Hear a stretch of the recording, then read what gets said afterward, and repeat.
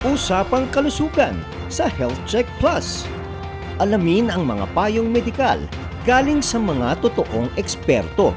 Ang kaalaman ay kapangyarihan. Usapang kalusugan sa Health Check Plus. Check na araw mga health checkers sa Luzon, Visayas at Mindanao. At sa mga nakikinig at nanonood sa iba't ibang panig ng mundo sa DZRH Radio, Digital TV at social media platforms. Ako po si Teacher Ellie Campos Banayat. Samahan niyo po kami dito sa programang pinagkakatiwalaan ng mga eksperto, ang Health Check Plus.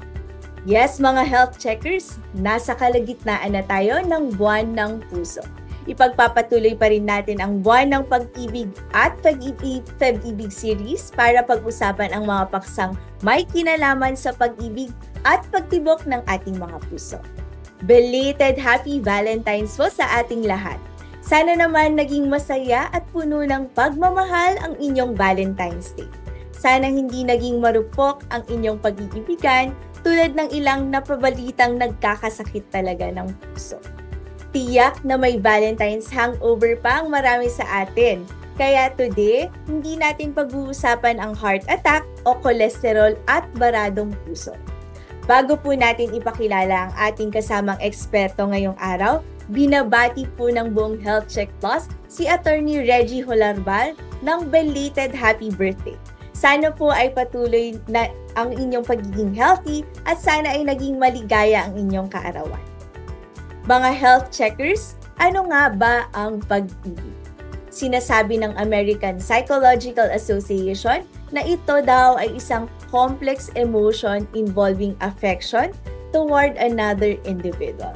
A sense of tenderness to the responses. Sang-ayon ba kayo mga health checkers? Para maging malinaw at tulungan tayong mas maliwanagan ang usaping pag-ibig, kasama ulit natin sa kwentuhan ng isa sa ating mga suking guest experts. Isang rehistradong psychologist, licensed professional teacher, registered nurse at MBA degree holder. Magandang araw po sa inyo, Professor Michael U. Jimenez. Magandang araw sa iyo, Teacher Ellie. At syempre, magandang araw sa lahat ng ating mga health checkers. At ngayon, sineselebrate natin ang Buwan ng Pag-ibig. Belated Happy Valentine's po sa inyong lahat. Prof. Mike, alam niyo po, napakadaming pumapasok na mga katanungan mula sa ating mga health checkers, kaya simulan na po natin ang ating usapan. Unang tanong, Prof. Mike, bilang isang psychologist at ayon sa inyong kaalaman at experience, ano po ba talaga ang ibig sabihin ng pag-ibig? Nako, napakagandang topic niyan, Teacher Ellie. Kasi pag sinasabi natin yung salitang pag-ibig, ang kailangan niyan, meron niya mga bahagi eh. Halimbawa, kailangan merong tiwala. So, kung may tiwala tayo sa isa't isa, sa isang relasyon, mahalaga yon. Yun ay isa sa pundasyon ng pag-ibig. No, kumbaga parang hindi ka duda ng duda, araw-araw, hindi mo inaalam nasa na ba to, nasa na ba siya. Pero bukod sa tiwala, nandyan din yung tinatawag natin na responsibilidad. Ibig sabihin, itong tao na karelasyon mo, lagi mong sinasaalang-alang kung ano ang kanyang nararamdaman. Alam mo kung kailan mo siya sasamahan, pero alam mo rin kung kailan mo siya bibigyan ng space. At alam mo rin kung ano ang kanyang nararamdaman. Balanse sa responsibilidad. Pero bukod doon, bukod sa una, yung tiwala, ikalawa, yung responsibilidad. Nako, ito talaga yung nasa pundasyon ng pag-ibig, yung may effort talaga ito. Hindi ito basta parang halaman na papabayaan mo. Dapat talaga nadidiligan. Kaya araw-araw talagang kailangan ini-effortan mo kung paano mo mapaparamdam doon sa tao na siya ay mahalaga. Ganyan ang pag-ibig.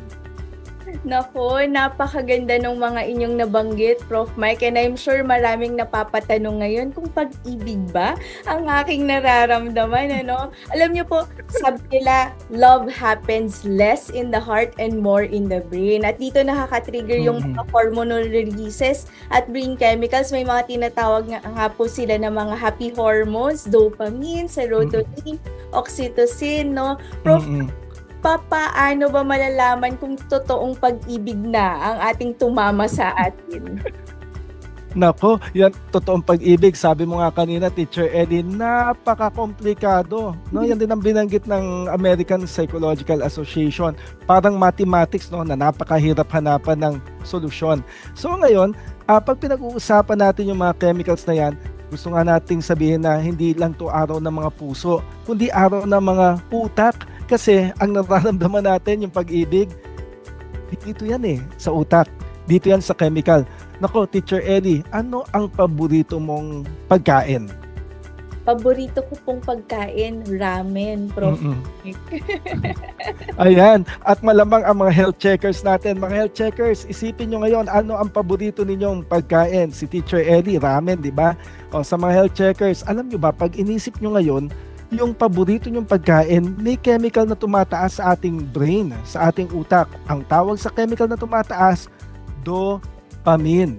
Yang dopamine, kumbaga parang inuutusan kanya na, nako, mukhang masarap yung ramen, kaya kailangan hanapin mo. Nako, mukhang maganda magiging experience mo dito sa pag-ibig, kaya hanapin mo yan. So, para lalong tumaas yung dopamine.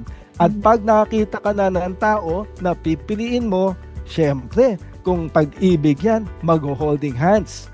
Kung pag-ibig yan, no? Ano pang idadagdag nyo? Maghahawak ng kamay, yung holding hands, magyayakapan. Bukod sa dopamine, may tumataas pa na chemical sa utak, yung oxytocin. So, yung oxytocin, alam nyo ba, mga health checkers, pag niyayakap ng nanay ang kanyang sanggol, tumataas yung oxytocin nila pareho at nagpapasaya yon sa kanila, nagpapaslong ng bonding nilang dalawa. So ganun din po, kaya mga health checkers, kung nararamdaman ninyo yung saya pag may yumayakap sa inyo, nararamdaman ninyo yung happiness kapag meron sa inyong humahawak sa kamay, dahil yan sa oxytocin. So una, dopamine, no, ito yung pinaka nagbibigay sa inyo ng reward. Ikalawa, oxytocin, ito yung sa bonding. At ang ikatlo natin, serotonin. Nako, alam nyo ba kung bakit kayo masaya, mga health checkers? Dahil kumbaga tumataas ang serotonin ninyo. Kaya ang tanong ko sa inyong lahat, mga health checkers, sino ba ang serotonin ng buhay ninyo? Kung ano man ang inyong sagot, yan nagbibigay ng serotonin sa inyo, yung tinuturing nyo na serotonin, yan ang nagbibigay ng ngiti sa inyong mga araw. Kaya ganon, Teacher Ellie, yung mga chemical na yan sa utak ay mahalaga. Yun po pala yun, Prof. Mike, no? So ngayon, mas naintindihan na natin kung bakit sinasabi nilang more on the brain than in the heart talaga yung pag-ibig. Marami po palang mga chemicals, no, sa ating brain na talagang mas kumikilig or na nafe-feel natin gano, Prof. Mike. So, nabanggit niyo po ito kanina, Prof. Mike, na yung relationships natin, yung bonding, no? Marami po kami nabasa, unhealthy love is when two people use each other to escape from their problems. Pero ang healthy daw po is when two people help each other address their problems. May tanong po ang isang health checker dito, Prof. Mike.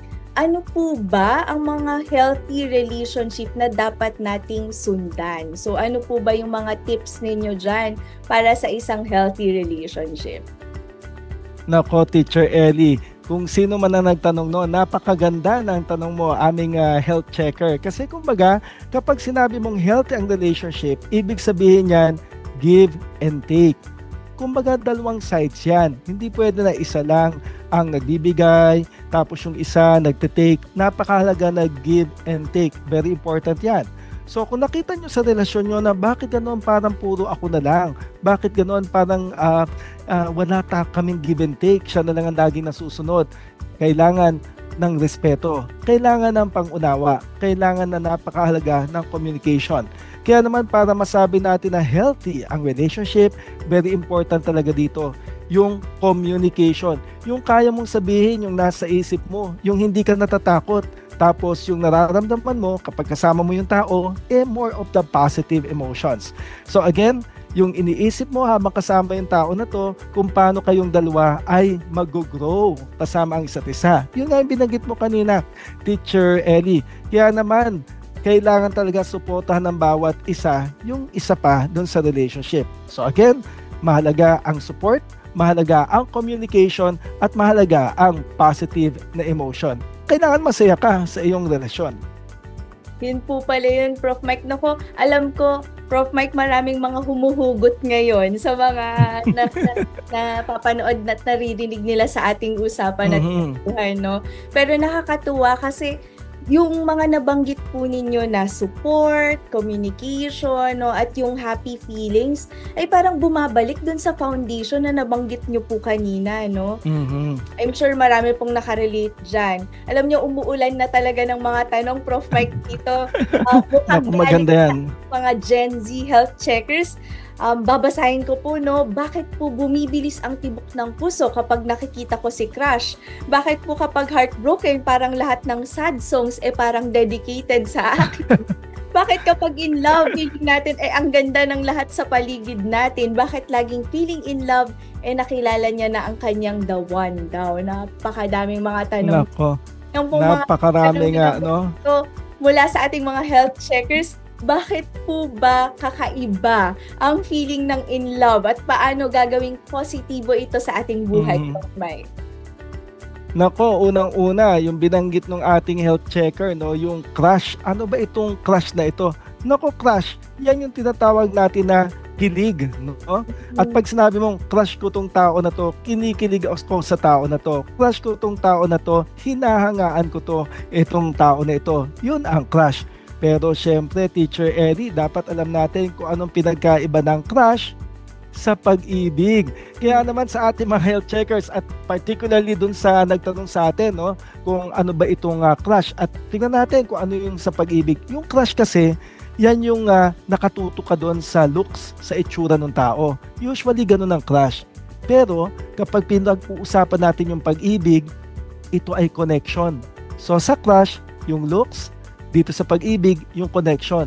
Sa crush, excited ka. Kaya nga, bumibilis yung tibok ng puso ng tao. Pero, pagdating dito sa pag-ibig, hindi lang basta excitement, kundi yung sense of security. Kalmado ka, pwedeng excited ka, pero secured ka kahit ano pa ang sasabihin mo, kahit ano pa yung maaari mong gawin. At syempre, itong crush, nako, come and go yan. Crush mo ngayon, hindi mo na nakita, hindi mo na crush. Pero itong pag-ibig, no, ito ay pangmatagalan. Ang crush, short term. Pero itong pag-ibig, long term. Kaya sa mga mahilig magkaroon ng crush dyan, alam ko kung bakit gustong-gusto nyo na meron kayong crush. Bakit? Kasi nakakapagbigay ito ng positive emotion. Pag may crush ka, pwede yan na maging inspiration mo. Kaya maganda ba yung may crush? Oo naman. Basta nakakatulong sa'yo, at hindi ka nagiging, baka dumating ka sa point na may crush ka, hindi ka na makatulog, hindi ka na makakain. Naku po, yun yung mahirap, no? Alam mo, Teacher Ellie, gusto ko rin yung tanong nung isa, di ba? Kasi siyempre, crush, tapos magiging pag-ibig yan, tapos biglang magkakaroon ng break-up.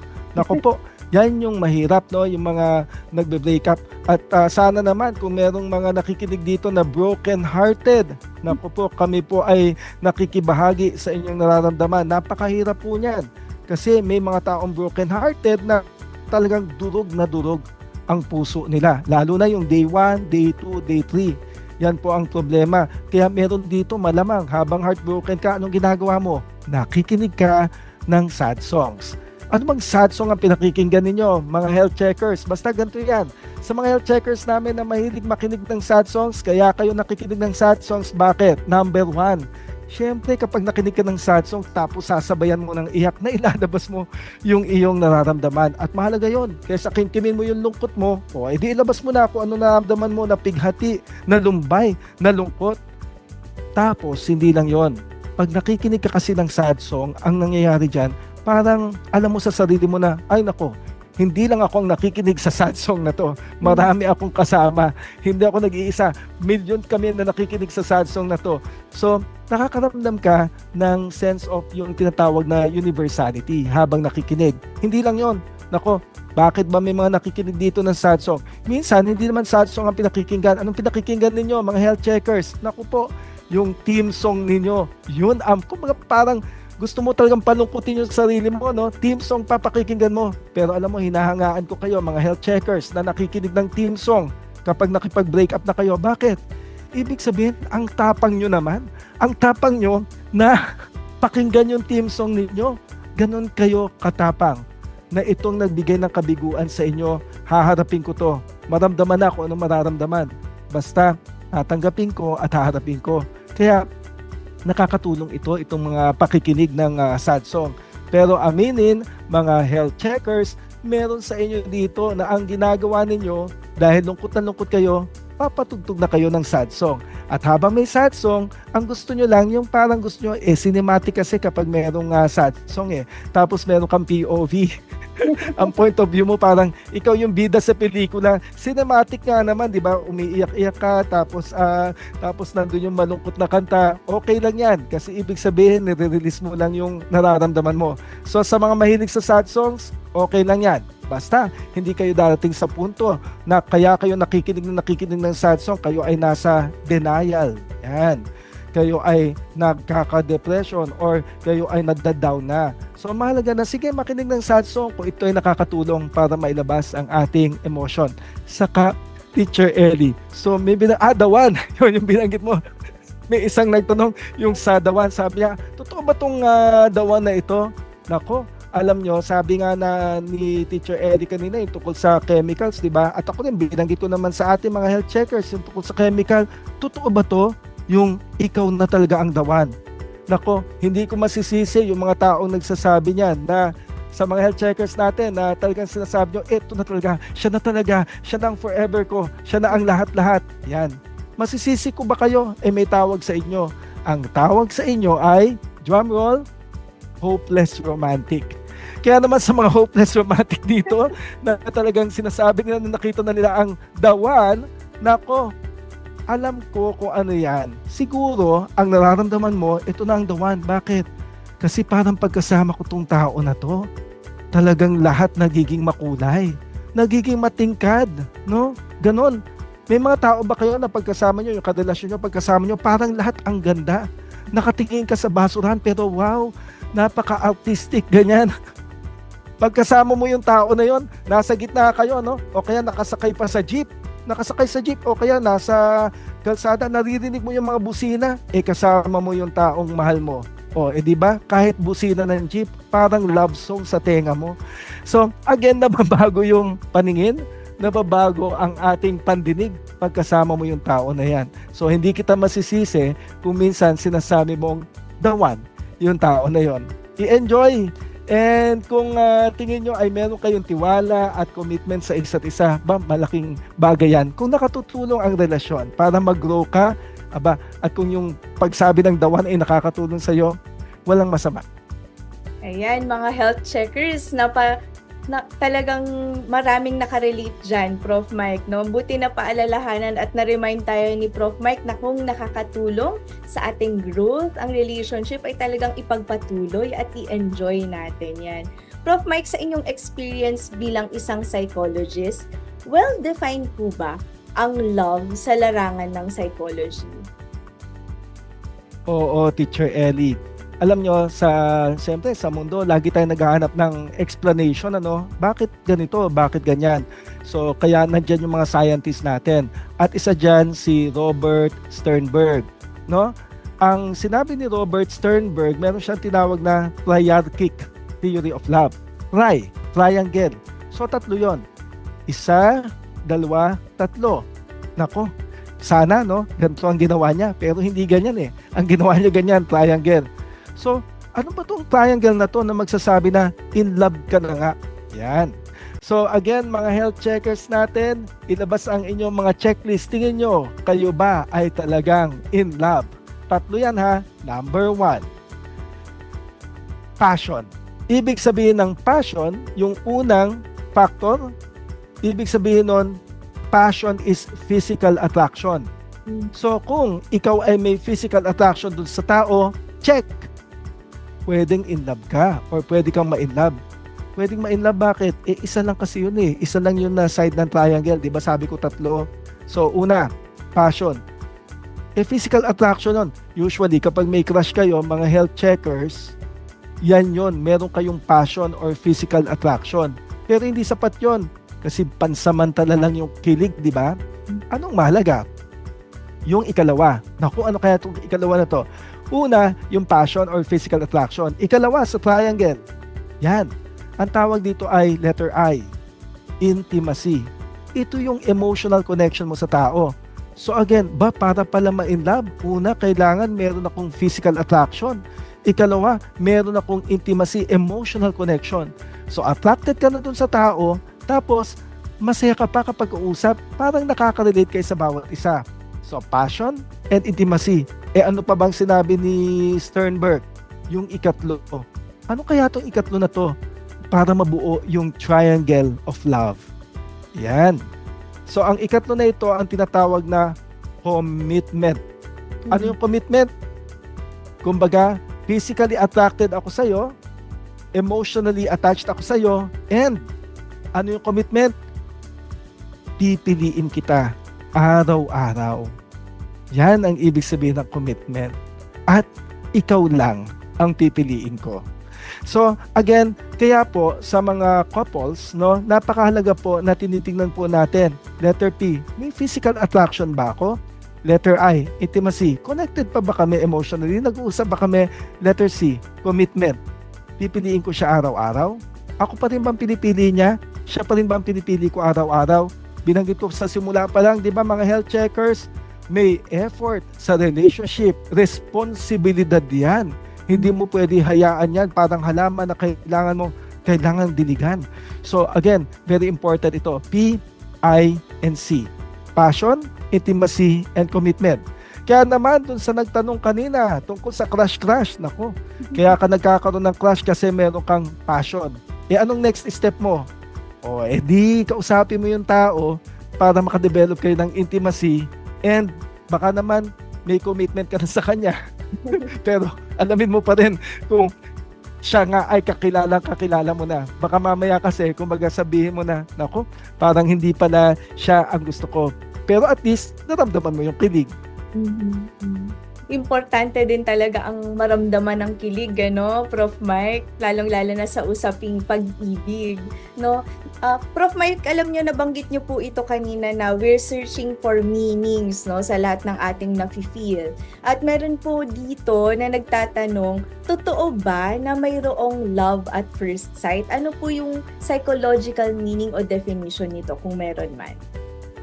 Nako, yung mga may love at first sight, ang dapat itatanong natin, talaga bang love yun? Kaya napakahalaga talaga mga health checkers. Kailangan meron tayong definition. What is love? Pag tinatanong kayo mga health checkers, fill in the blanks. What is love? Love is? Yan, nasa sa iyo na kung ano ang inyong sagot. Pero, syempre, yung love kasi, yung love at first sight na sinasabi natin, love at first sight, ang ginagamit mo mata mo eh. Ibig sabihin, yung looks, dun ka lang naka-focus. So, hindi yun love. Yun ay infatuation. Yan. So, infatuation kasi itsura yung tinitignan mo. Tapos, syempre, yung mga nagla-love at first sight dyan. Ang ginagawa mo para bang love at first sight, kumbaga nagfa-fantasize ka na ito na yung magpapasaya sa akin. Well, kaya mo nga gustong sabihin yung love at first sight kasi natutuwa ka, no? At syempre, pag binabanggit natin yung love at first sight, nako, mga health checkers na mahilig dyan sa love at first sight, ibig sabihin kayo ay mahilig sa kilig. Ganyan kayo. Mga mahilig sa kilig, yung mga nagsasabi na love at first sight ako. Okay lang naman yan. Naisipin mo na, at saka yung mga nagla-love at first sight dito, malamang ganito kayo, no? Kapag may nakita kayo na crush ninyo or na love at first sight, parang humihinto yung mundo, di ba? O kaya kahit parang hindi humihinto, parang pakiramdam mo bida ka sa pelikula tapos nag-i-slow motion ang lahat. Tapos yung tao biglang titingin sa'yo. Tapos biglang magtatama ang paningin nyo. O kaya nga, so mahilig ka talaga sa kilig dun sa health checker na nagtanong tungkol sa love at first sight. So ngayon, totoo ba yon? Well, ang simula kasi ay yung tinatawag natin na passion. So, nagsimula sa kilig. Papunta kayang love? Well, pwede siguro kasi ang simula ay pwedeng passion, tapos physically attracted ka, tapos nag-usap kayo, naging emotionally connected kayo, and finally, pinili nyo ang isa't isa. So again, pwede kaya yun na yung crush mo maging kayo? Oo naman. Pwede mangyari yun. Lalo na kung nabuo nyo na yung triangle. Sabi nga ni Robert Sternberg,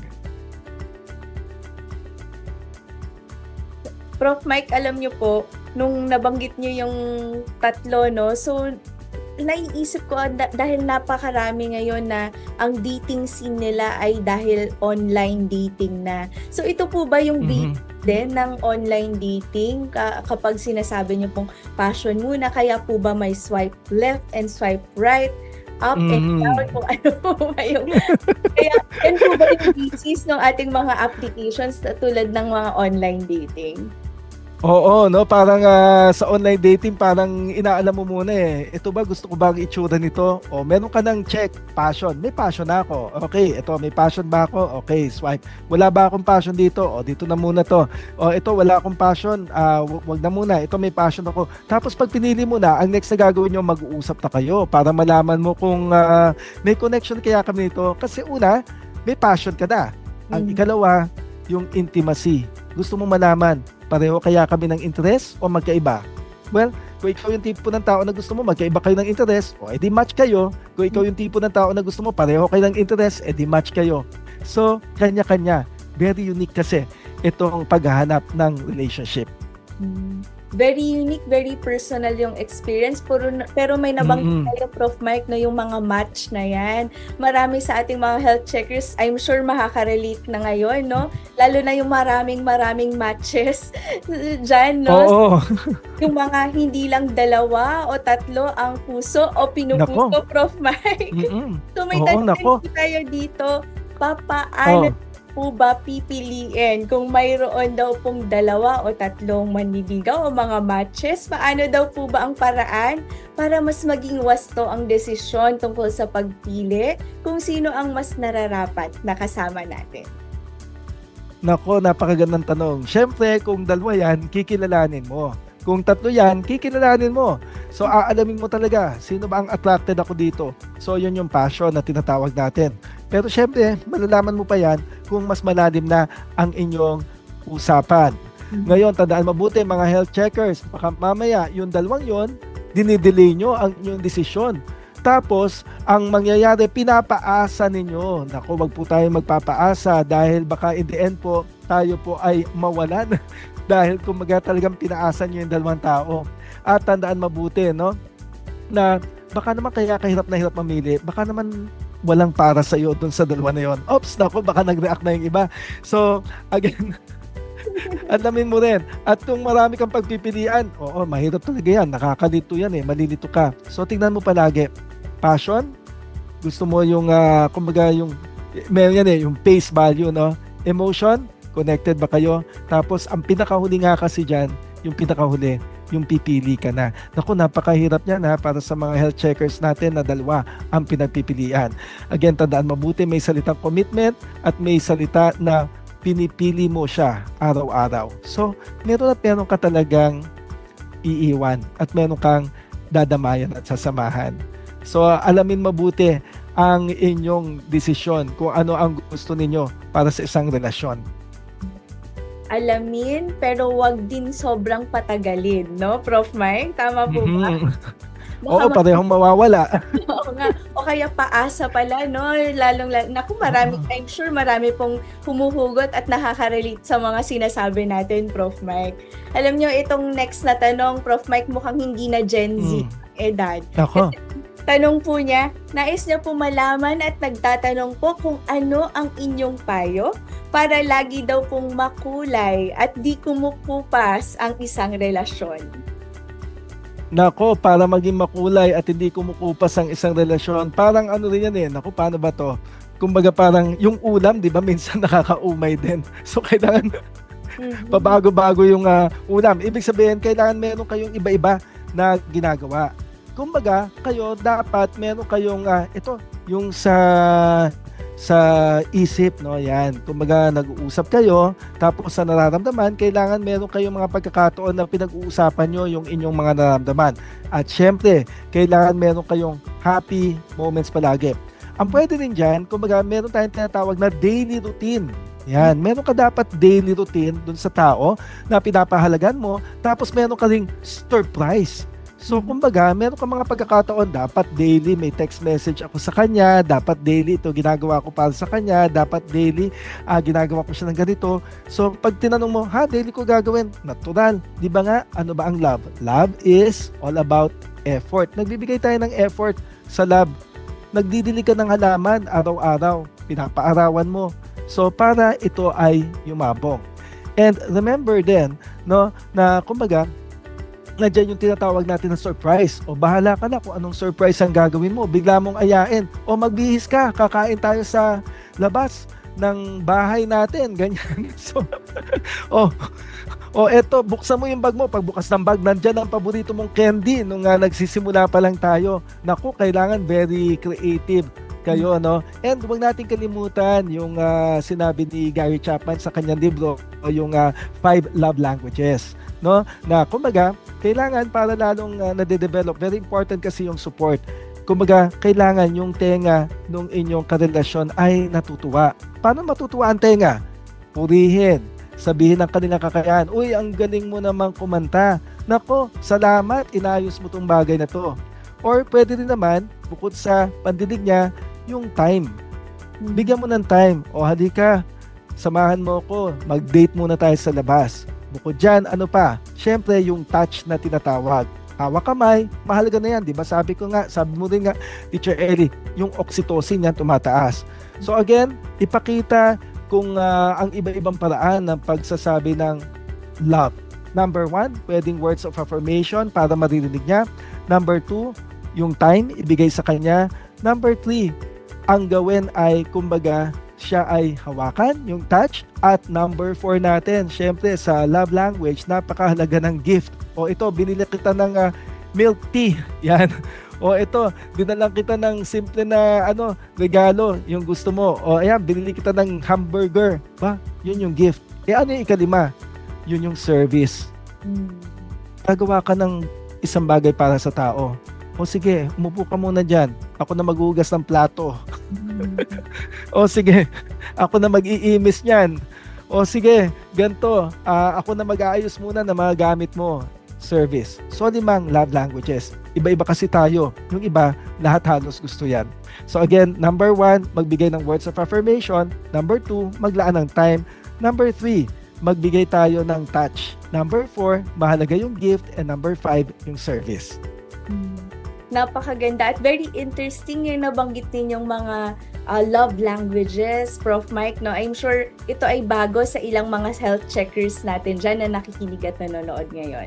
Mga health checkers, huwag po kayong bibitaw, ipagpapatuloy natin ang usapang love and health sa ating wellness tips. Susunod na. Usapang kalusugan sa Health Check Plus. Alamin ang mga payong medikal galing sa mga totoong eksperto.